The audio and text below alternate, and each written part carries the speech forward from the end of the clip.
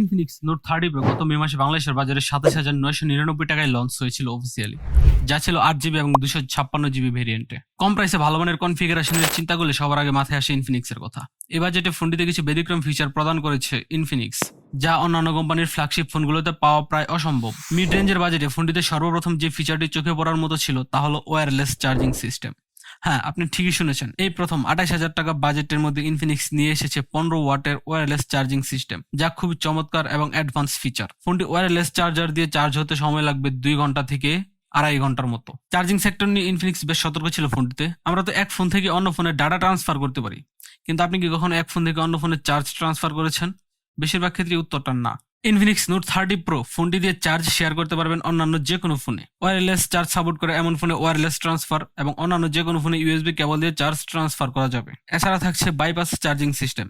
এটি গেমারদের জন্য বেশ কার্যকরী এবং উপকারী ফিচার। বাইপাস চার্জিং সিস্টেম হচ্ছে নর্মালি আপনি যখন কোনো ফোন চার্জে লাগিয়ে ব্যবহার করেন অথবা গেমিং করেন, তখন তুলনামূলক অনেক বেশি হিট জেনারেট হয়, যা ফোন এবং ব্যাটারি লাইফকে ড্যামেজ করে দেয়। আপনি যখন ইনফিনিক্স নোট 30 প্রো ফোনটিকে চার্জে রেখে ব্যবহার করবেন, তখন একটা নির্দিষ্ট পরিমাণ ব্যাটারি চার্জ হওয়ার পর চার্জ সরাসরি ফোনের মাদারবোর্ডে চলে যাবে।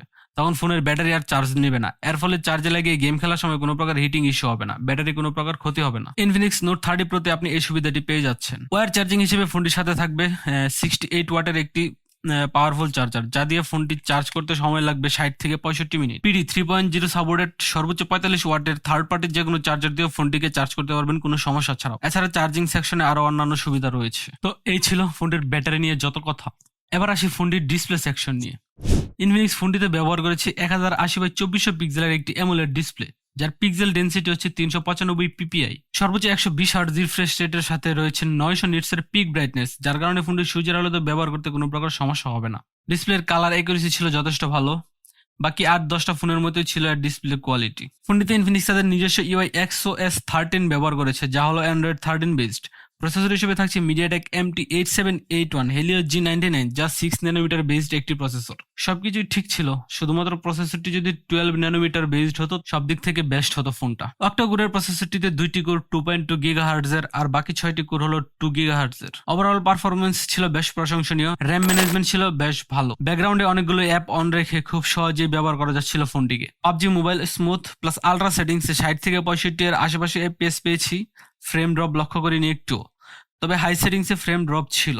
Call of duty mobile, free fire, Genshin impact, Farlight 84 গেমগুলোতে ভালো পারফরমেন্স পেয়েছি ফোনটির। তাই বলাই যায় মোটামুটি মিড লেভেলের গেমিং করতে পারবেন ফোনটি দিয়ে। ফোনটির ব্যাক প্যানেলে রয়েছে 108 এমপির একটি ওয়াইড অ্যাঙ্গেল লেন্স, সাথে রয়েছে 2 এমপির ম্যাক্রো এবং 2 এমপির ডেপথ সেন্সর। ফ্রন্ট ক্যামেরাতে রয়েছে 32 এমপির একটি ক্যামেরা কোয়ালিটি যথেষ্ট ভালো ছিল। লো লাইটে খুব ভালো পিকচার আউটপুট পেয়েছি। কালার একুরেসি ছিল অনেক ভালো। 10x জুম করে ছবি তুললে ছবির ডিটেলস অনেকাংশেই কমে যাচ্ছিল। মোটামুটি সব দিক থেকে ফোনটি অন্যান্য ফোনের থেকে এগিয়ে আছে। এবার যেটা আপনি অন্যান্য কোম্পানির ফোনগুলোতে এত সব ফিচার্স পাবেন না। Gaming, photography, videography, daily life use ইত্যাদি কাজের জন্য বেস্ট চয়েস হবে ফোনটি। তো এই ছিল আমার আজকের ভিডিওটি কেমন লেগেছে কমেন্টে জানাবেন।